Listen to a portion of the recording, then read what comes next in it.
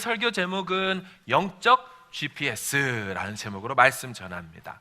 형제 둘이 있는데 그 아이들한테 장난감 하나를 딱 준다면 어떤 일이 일어나겠어요? 예, 맞아요. 아이 키워보신 분 다 아시죠? 바로 싸움이 납니다. 삼남매가 있는데 거기다가 캔디 2개 던져놔 보세요. 어떻게 돼요? 싸우라는 소리예요. 싸우라는 소리, 먹으라는 소리가 아니고 싸우라는 거예요. 자녀를 기르신 분들은 아이들에게는 이 같은 일들이 당연히 일어난다는 것을 알 수가 있지요. 이 같은 현상이 영적인 어린아이들에게도 일어날 수 있다고 지난주에 말씀드렸습니다. 위로부터 난 지혜가 없기 때문에, 구하는 삶을 살지 못했기 때문에, 않았기 때문에 가진 게 없어서 영적인 영양실조에 걸려서 남의 것을 가지려 하고 빼앗으려고 하는 어린아이의 싸움박질이 야고보 공동체 안에 있었도다, 이런 얘기를 드렸던 것이지요. 어떤 이는 구하지 않았고 어떤 이는 구하더라도 어떻게 해요? 정욕으로 쓰려고 잘못 구했기 때문에 하나님 주지 않았다, 이런 얘기를 했었습니다. 만약에 하나님이 정욕으로 쓰려는데 그거를 줘버리면 어떤 일이 일어나겠습니까? 그 응답은 하나님과 관계를 연결시키는 응답이 아니고 분명히 하나님과의 관계를 멀어지게 하는, 떨어지게 하는 그런 응답일 거예요. 그래서 하나님이 안 주시는 거이지요. 우리 부모님들도 아이들에게 되도록이면 스마트폰이나 패드를 안 주려고 하죠. 왜 그렇습니까? 그걸 딱 주면 부모님 말씀에 쫑긋쫑긋 뭐 더 막 열심히 공부하고 막 말씀 읽게 되고 그걸로, 그렇지 않잖아요. 그죠? 희한하죠? 스마트폰을 줬는데 애가 청력을 잃게 돼요. 귀가 안 들리는 거죠. 뭔 얘기를 해도 못 알아듣고 거기에 정신에 팔려 있는 거. 그래서 부모님들이 그런 전자기기를 잘 안 주려고 하죠. 하나님도 같은 마음 아닐까 생각해 봅니다. 당장 받으면 우리 입에서는 감사합니다, 땡큐 하겠지만 그걸로 인하여 하나님 음성이 안 들리게 될지도 몰라요. 청력이, 영적 청력이 떨어질지 몰라요. 그래서 하나님 주시지 않을 수 있죠. 야고보의 공동체는 이 같은 현상이 더 심했던 것으로 보입니다. 보통은 야고보 사도가 교회 성도들 공동체를 향하여 어떻게 불렀습니까? 그동안 보시면 내 형제들아, 내 사랑하는 형제들아, 이렇게 불렀단 말이에요. 그런데 오늘 본문인 4장 정도에 오니까 본격적으로 속에 있는 얘기를 하는 것처럼 보입니다. 다시 말하면 좀 세게 얘기를 하더라는 거예요. 오늘 본문의 야고보 사도가 4절부터 10절까지 중에 2번에 걸쳐서 그 성도들, 공동체를 부르고 있는데 어떻게 부르고 있냐면 화면으로 볼게요. 첫 번째 시작. 가늠한 여인들아. 좋은 소리 아니죠? 두 번째 거 시작. 두 마음을 품은 자들아. 이전에 자주 부르던 사랑하는 형제들아, 이런 표현과 너무너무 강하게 대조되는 용어로 저들을 불러요. 이 모이칼리스라는 가늠한 여인들아, 이 표현 성경에 어떻게 번역됐는고 다른 데를 보니까 음심, 음녀, 음란한, 이렇게 번역됐어요.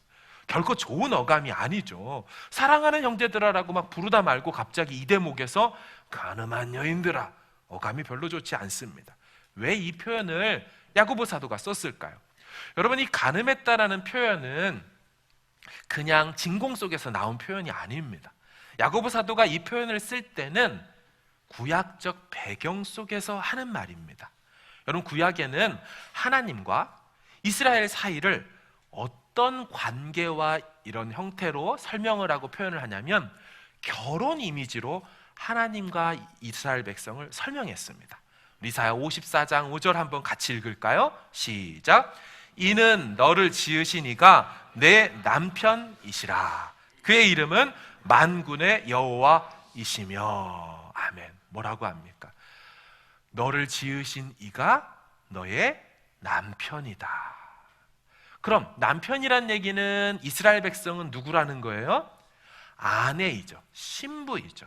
신랑과 신부, 남편과 아내라는 가정의 이미지 안에 맺어진 관계로 하나님과 이스라엘을 설명하더라는 거예요. 그래서 이렇게 남편과 아내 관계인 이스라엘과 하나님 사이에 있는데 요 이스라엘이 남편인 하나님을 사랑하지 않고 남편인 하나님을 섬기지 않고 다른 존재를 향하여 섬기거나 다른 존재를 사랑하게 될 때 이 관계 속에서 뭐라고 부르냐면 간음했다, 바람폈다라고 표현을 하는 것입니다. 자, 볼까요? 역대상 5장과 예레미야 3장입니다. 시작. 그들이 그들의 조상들의 하나님께 범죄하여 하나님이 그들 앞에서 멸하신 그 땅 백성의 신들을 간음하듯 섬긴지라. 아멘. 그죠? 하나님만 섬기고 하나님만 사랑해야 되는 아내의 지조와 절개를 버리고 누굴요? 다른 그 가나안 땅에 있는 신을 사랑하고 섬겨버리니까, 마음을 거기다 줘버리니까 섬기되 뭐라고 섬겼다 그래요? 간음하듯 섬겼다라는 말을 그래서 하더라는 거예요. 예레미야 3장도 읽겠습니다. 시작. 그런데 이스라엘 족속아, 마치 아내가 그의 남편을 속이고 떠나감 같이 너희가 확실히 나를 속였느니라. 여호와의 말씀이니라. 아멘. 여기서도 아내가 남편을 속이고 떠나감 같이 나를 속였다. 무슨 얘기입니까? 우상을 숭배했던 저들은 마치 어떻다고요? 가정을 버리고 집을 나가버린 아내의 모습, 다른 남자에게 마음을 줘버린 바람난 아내의 모습으로 그리고 있다라는 거예요. 간음했다고. 그래서 여러분, 신약에 오면 예수님도 악한 세상을 향하여 너희 악한 세대야 라고 말해야 되는데 어떻게 표현하냐면요, 악하고 음란한 세대라는 표현을 씁니다. 우리 마태복음 16장 시작. 악하고 음란한 세대가 표적을 구하나 요나의 표적밖에는 보여줄 표적이 없느니라. 아멘. 하나님을 버린 세대, 하나님을 떠나버린 이 유대 이스라엘 백성들, 그들을 향하여 너희들은 evil, 악하기만 하다라고 하지 않고 음란하다, 이 표현을 그래서 쓰는 것이죠. 여러분, 신약에서요 교회를 뭐라고 설명하는 줄 아십니까? 그리스도의 신부. 잘 알고 계시네요. 그리스도의 신부. 계시록 21장 9절에 가보면 이런 표현이 있어요. 신부 곧 어린 양의 아내. 여러분, 계시록에서 어린 양은 누구를 가리키고 있습니까? 바로 예수 그리스도를 가리키고 있잖아요. 신랑이신 예수와 신부인 교회, 바로 똑같이 구약의 표현인 남편인 여호와와 또한 아내인 이스라엘, 똑같은 구도 속에 가고 있어요. 지금 문제가 무엇입니까? 야고보 교회 공동체 안에 이렇게 영적으로 가늠한 자들이 있었다라는 것이에요.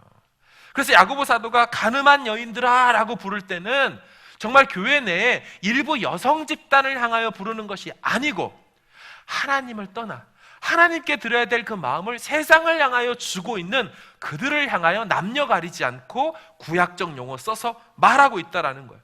저들이 세상과의 벗됨을 추구하고 세상과 짝하여져서 영적인 하나님과의 관계 속에 변절과 변질이 일어났기 때문에 너희들 영적 간음죄를 저질렀어, 너희들 영적으로 바람난 거야, 이렇게 얘기하더라는 거예요. 그런데 여러분, 이 상황이 더 심각하게 느껴지는 이유가 더 있습니다. 야고보 사도가 영적인 간음을 넘어서 이렇게까지 이야기하기 때문인데요, 우리 4절을 전체 센텐스 다시 읽어보겠습니다. 시작. 간음한 여인들아, 세상과 벗된 것이 하나님과 원수됨을 알지 못하느냐? 그런즉 누구든지 세상과 벗이 되고자 하는 자는 스스로 하나님과 원수되는 것이니라. 아멘. 여러분, 노란색으로 표현된 이 동의어 처리된 것을 좀 보고 계십니까? 간음한 여인들아 라고 해놓고 표현을 뭘로 바꿔요? 세상과 벗이 됐다라고 말하고 다시 뭘로 바꿔요? 하나님과 원수되었다. 심각하죠. 심각하죠. 그냥 우리 생각에 그냥 세상과 좀 짝하고 세상과 친하게 지내고 이 정도가 아니고, 그걸 어떻게 바꿔줘요? 설명해줘요. 그 실체를 하나님과 원수됐다는 거예요. 아니, 대적자를 삼을 게 없어서, 그 상대편, 나랑 싸울 대상을 삼을 사람이 없어, 존재가 없어서 누구랑 싸우는 관계예요? 하나님을 원수 맺어가지고 그렇게 싸우고 있다, 이렇게 얘기하는 것입니다. 심각하죠. 우리는 이렇게 생각하곤 하거든요. 세상과 짝하는 거, 세상과 같이 지내는 거, 그거 하나님 섬기면서도 할 수 있는 거 아닌가? 라고 생각하며 세상과 짝하는 것이 하나님을 버린 것까지는 아니라고 생각을 하더라는 거예요. 하지만 성경은 세상과 짝했다면, 세상을 친구 삼았다면 그건 하나님과 원수 맺은 거라고 얘기하더라는 거예요. 무슨 말입니까? 영적인 회색지대가 없다는 거예요. 하나님 아니면 세상이고 세상 아니면 하나님이지, 그 중간 어간에 영적인 양다리, 이거 있을 수 없는 것이라고 설명하고 있는 것입니다. 하나님도 섬기고 바알도 섬길 수 있는 그런 형태의 구조로서, 구도 속에 신앙생활 할 수 없다라고 얘기하는 거예요. 여러분, 그렇다면 왜 이렇게까지 이원론으로 나누는 것처럼 딱 이거 아니면 이거, 이런 식으로 말할까요? 왜냐하면 고대 세계 속에서 이해하는 친구, 벗의 개념과 우리가 지금 이해하고 있는 세상과 친구, 짝한다는 프렌드 개념이 많이 다르기 때문입니다. 우리는 살면서 친구가 여럿 있을 수 있지 않습니까? 학교 친구가 있죠, 회사 친구가 있죠, 어릴 적에 잘 지냈던 랄랄 친구도 있습니다. 우린 여러 친구들이 있어요. 그런데 이 글이 쓰여지고 있는 2000년 전 고대 세계에서의 친구 개념은 우리가 생각하는 그것과 많이 달라요. 훨씬 더 진지한 관계적 용어입니다. 고대 세계의 친구란 이런 겁니다. 공통의 가치관을 가진 사람끼리 서로를 향하여 충성을 맹세한, 그래서 평생도록 유지하게 되는 협정, 이것을 친구라고 불렀습니다. 다시요. 공통의 가치관을 가진 사람끼리 서로를 향해서 충성을 맹세해요. 그리고 우리 이 관계를 평생도록 변하지 않고 계속 가자라고 할 때 비로소 친구가 된다는 거예요. 우리는 생각할 때 하나도 안 친한 친구라 할지라도 쟤 누구니? 라고 엄마가 물으면 우리 반 친구인데요, 같은 반 애예요. 아무렇지도 않게 실제로 가깝지도 않지만 클래스 안에 있으면 친구라고 부르지만, 학년 친구라고 부르지만 2000년 전 이 모습일 때는, 이 상황에서는 그런 관계는 친구가 아니에요. 그래서 제가 고민했어요. 도대체 이런 느낌을 갖고 있는 친구는 이 시대 속에 어떤 의미일까? 어떤 상황을 얘기하는 걸까? 하고 봤더니 중국 영화가 생각이 나더라고요. 중국 영화에 보면 어때요? 이렇게 정말 이게 둘이 너무너무 가까우면 어떻게 합니까? 의형제라는 걸 맺잖아요. 의형제. 그러면은 서로 간에 막 막 혈서를 쓰고 거기다 막 이렇게 피를 뿌리고 강물에 흘려 보내면서 우리가 서로 실제로 피를 나누지 않았지만 우리는 이제 피를 나는 형제보다 더 친한 그런 형제가 되었도다. 막 이렇게 얘기를 하면서 당신이 따고 나는 띠디 이러면서 막 형님 아우 이러면서 그렇게 지내잖아요. 이런 느낌을 갖는 게 지금 말하고 있는 세상과 벗하였다라는 거예요. 그래서 세상과 벗했다라는 그 말은 세상의 가치관에 동의했다는 말이에요. 세상이 정해놓은 우선순위와 나도 같이 그렇게 생각한다라는 것입니다. 그래서 그 세상의 우선순위와 가치관에 평생 같이 하겠다라는 마음을 갖고 살아간다라는 것입니다. 그렇다면 그들에게 일어날 수 있는 상황이 뭘까요? 저들은 교회 안에 있으면서, 야고보 공동체 안에 있으면서 좀 더 돈을 벌 수 있다면 얼마든지 하나님과의 관계를 뒤로 밀어버릴 수 있는 사람들일 거예요. 조금 더 즐거운 시간을 보낼 수 있다면 시간을 얼마든지 하나님 우선이 아니라 다른 것을 우선순위 삼아서 밀어버릴 수 있을 것입니다. 믿음으로 살다가 조금이라도 손해가 발생할 요량이 보인다면 금방 그 손을 놓아버리고 털고 그쪽으로 붙어버릴 그런 속셈으로, 그런 마음으로 살아가는 자들일 것입니다. 그래서 야고보 사도가 뭐라고 하는 거예요? 이런 상황은, 이런 마음을 갖고 있다면 그건 하나님과의 벗이 아니야. 그건 세상과 벗된 거야. 세상의 가치관에 네가 동의하고 그 관계 속에서 같이 걸고 있는 거야 라고 말하는 거죠. 여러분, 우리는 이러면서 누군가 한 명을 떠올리게 됩니다. 특별히 야고보서 전체를 우리가 9번에 걸쳐 오면서 세상과 벗됨이라는 단어를 들을 때 앞에 2장에서 말했던 하나님과 벗된 인물 한 명이 떠올라야 될 거예요. 누굽니까?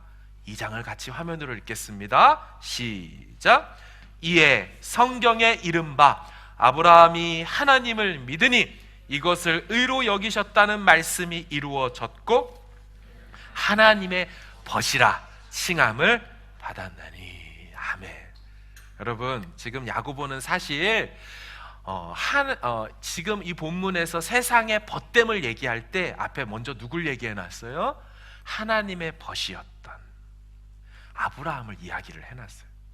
그래서 이 세상의 벗됨을 얘기하며 듣는 저들로 하여금 하나님의 벗이었던 아브라함을 닮아갈 것을 촉구하고 있는 것이죠.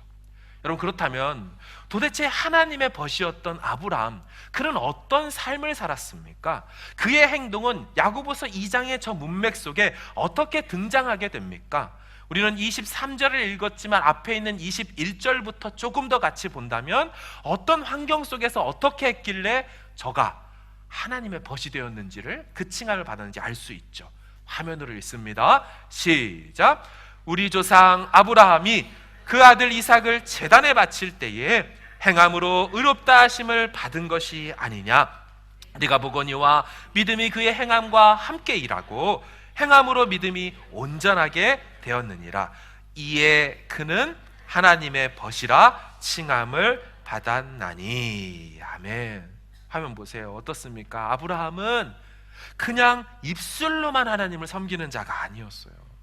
말과 행동이, 행함 있는 믿음이 같이 가더라는 거예요. 그래서 제가 저 본문 2장을 설교할 때 설교 제목이 신행일치였습니다. 믿는 바와 행함이 일치돼야 합니다 라는 그 얘기를 드렸죠. 야고보가 그동안 썼던 용어를 빌리자면 두 마음을 품은 자가 아니었던 사람이 아브라함이었다는 거예요.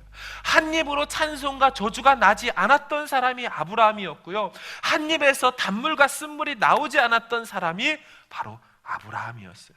그러니까 아브라함은 끝까지 신실하게 하나님을 신뢰했던 사람이에요.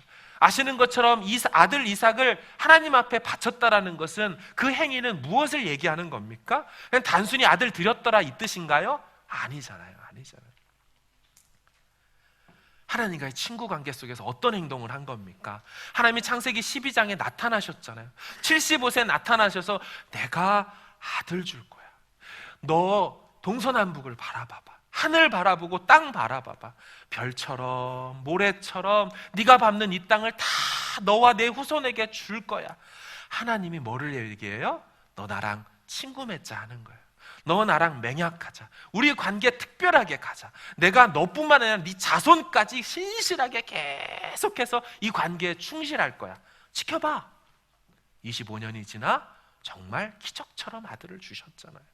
그리고 나서 결국 발생한 일이 이삭을 드리는 장면은 무슨 얘기입니까? 이삭을 드린 것 자체가 아니라 내가 가장 사랑하고 소중히 여기는 우리 아들 이삭보다 나는 당신을 더 사랑합니다. 나는 아들과의 관계, 당신이 준 선물보다 주신 당신과의 관계에 더 충실합니다. 나는 당신과의 관계를 포기하지 않습니다. 지금 사랑을 고백하는 거예요.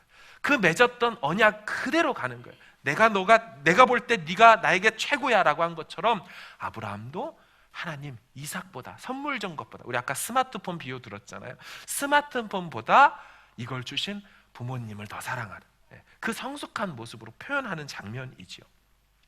다시 말을 바꾼다면 아브라함은 어떻게 하나님과 벗이 된 거예요? 영적으로 볼 때 바람피지 않았던 거예요. 양다리 걸치지 않았던 사람이에요. 끝까지 순전함을 지키며 신랑이신 그분을 기다리고 바라봤던 사람이에요. 여러분, 영적인 이 같은 순결함을 지켜내는 그리스도의 신부가 되시길 주의 이름으로 축원합니다. 영적인 이 순결함을 끝까지 지켜내는 바로 그 하나님의 벗이 되어지길 주의 이름으로 축원합니다. 여러분, 그런데 어떠세요? 이렇게 말씀을 들으면서 역시 나는 그리스도의 신부야, 역시 이 말씀 들으니 나는 하나님의 벗이야 라고 느껴지는 게 크세요? 아니면 나 같은 게 친구가 아니지, 그렇지? 주님, 저는 영적인 바람돌이입니다. 바람둥이입니다. 혹시 전자로 마음이 더 가세요? 지금 막 말씀드린 후자 쪽으로 좀 더 마음이 더 가십니까?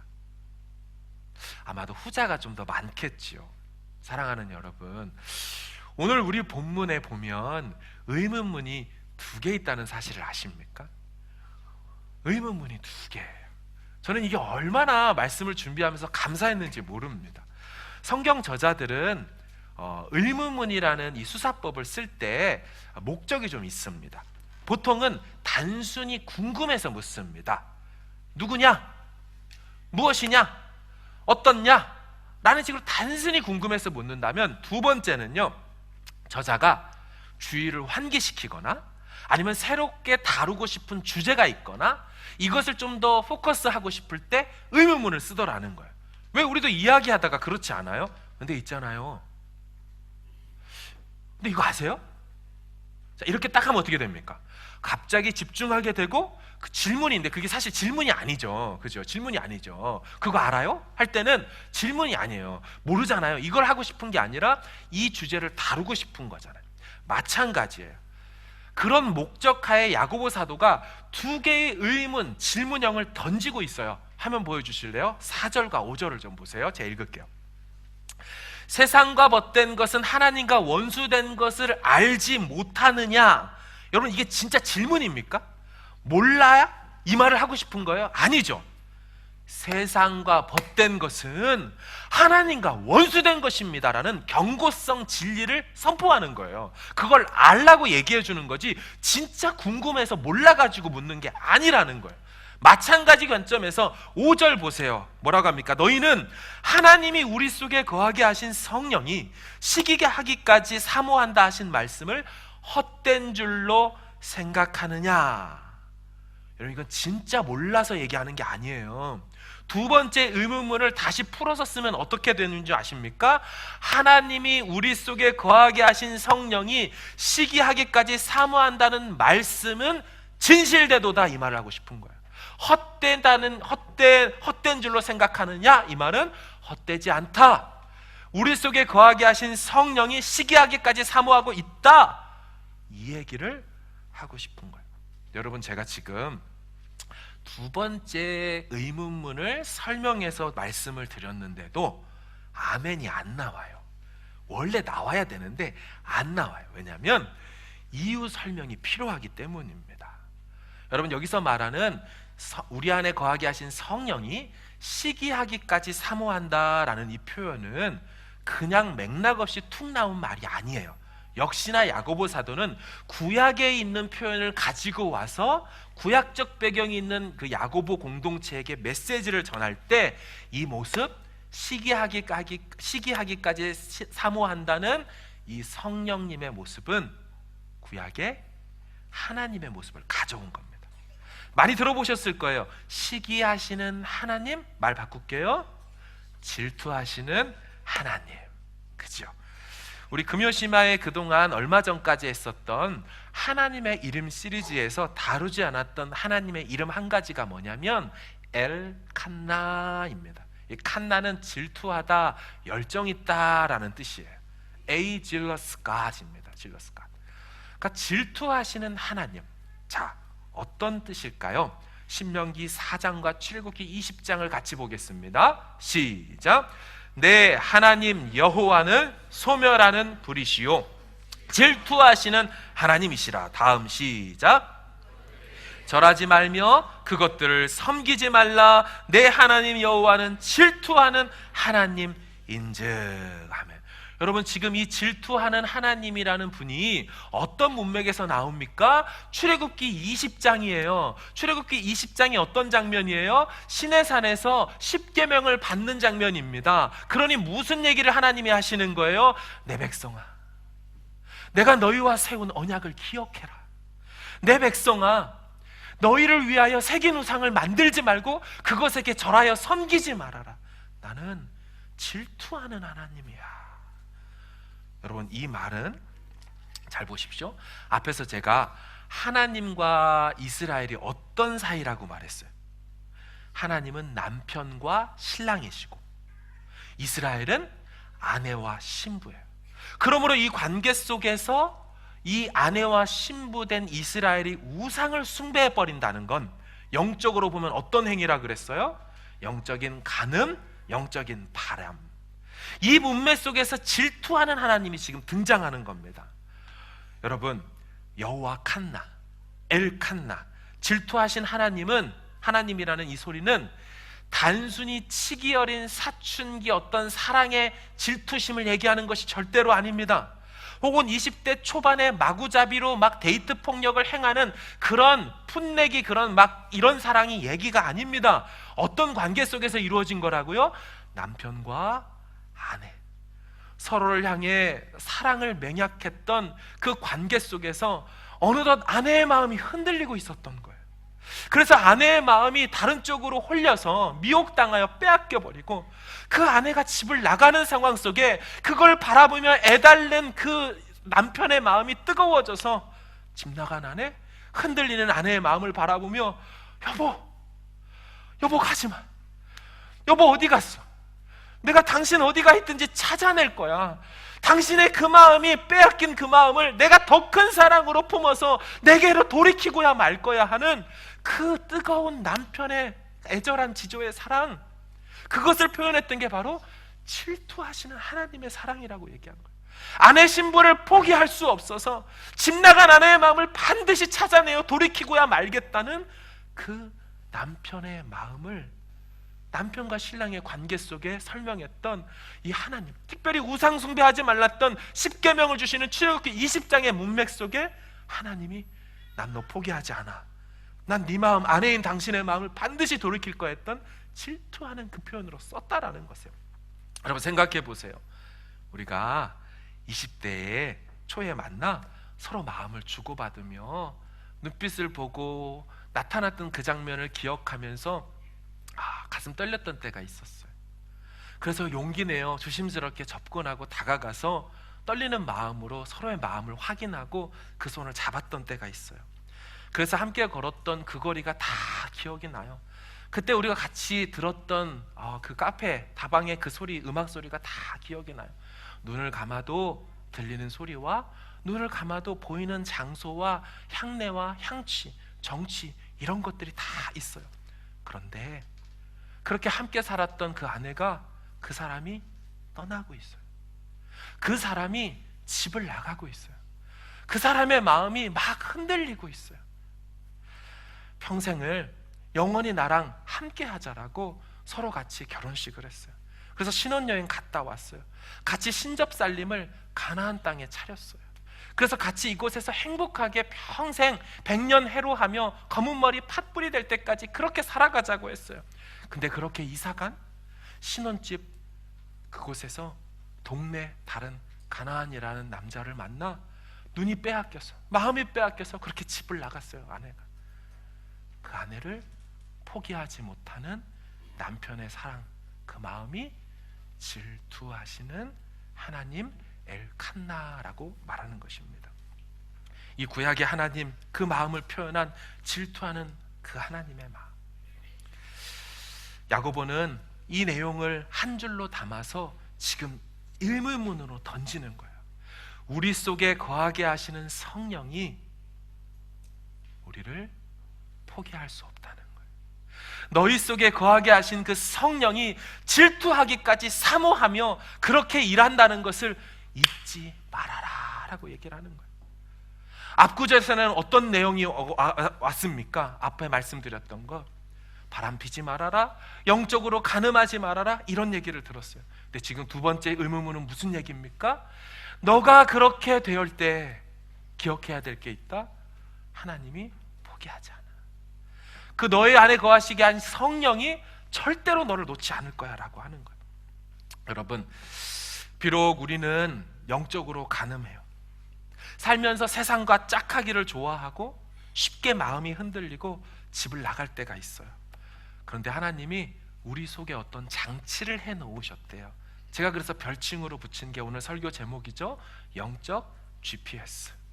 여러분, 시편 139편에 이런 말씀이 있더라고요. 내가 주의 영을 떠나 어디로 가며, 내가 새벽 날개치며 바닷 가운데 거할지라도 거기 계시겠대요. 내가 하늘 위로 올라가도 하나님 거기 계시겠대요. 내가 바다 저 스월 가운데 내려갈지라도, 자리를 펼지라도 거기 계시겠대요. 어디에 있든지 반드시 너를 찾아내서 너의 마음을 돌이켜서 다시금 내 집으로 돌려보내서 함께 너랑 사랑하며 살 거야.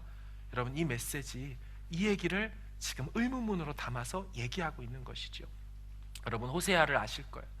호세아가 음녀 고멜을 만나서 같이 결혼해서 살았죠. 근데 그 음녀 고멜이 상징하는 바가 누굽니까? 이스라엘이잖아요. 이스라엘. 결국 호세아 14장 1절과 4절을 좀 보십시오. 하나님이 이렇게 음녀인 이스라엘 백성들에게 이렇게 얘기를 해요. 이스라엘, 화면 보여주세요. 이스라엘아, 내 하나님 여호와께 돌아오너라. 네가 네 죄악 때문에 쓰러졌구나. 여호와께 돌아와 이렇게 말하여라. 자, 이렇게 얘기하라는 거예요. 모든 죄를 다 없애주시고 선한 것으로 받아주십시오. 수송아지 대신에 우리 입술로 찬양을 드리겠습니다. 아시리아는 우리를 구할 수 없습니다. 이제는 우리 군사력을 의지하지 않겠습니다. 다시는 우리 손으로 지은 것을 우리 하나님이라고, 남편이라고 부르지 않겠습니다. 주께서는 고아와 같은 우리에게 자비를 베푸셨습니다. 그러자 4절에서 하나님 남편이 이렇게 얘기하는 거예요. 나를 떠난 그들을 용서해 주겠다. 그들을 한껏 사랑해 주겠다. 다시는 그들에게 노하지 않겠다라고 얘기하셔요. 질투하시는 하나님, 우리가 때로 마음 흔들리고 의의 길에서 벗어나 각기 자기 길로 가는 때가 있지만, 하나님이 너가 어디에 있든지 나는 너를 찾아낼 거야. 너는 찾은 바 될 거야. 그리고 내가 너의 마음을 돌이켜서 다시금 나와 함께하게 할 거야 라고 말씀하시는 이 하나님의 속성, 질투하시는 하나님, 이 하나님이 영으로 우리 속에 거하신다는 이 사실이 우리에게 소망이 되기를 바랍니다. 어렵고 힘들 때가 있죠. 쉽게 넘어질 때가 있죠. 나와서 기도할 때 하나님 한 주간도 감사합니다 라고 하기보다는 때로는 마음이 무너질 때가 있습니다.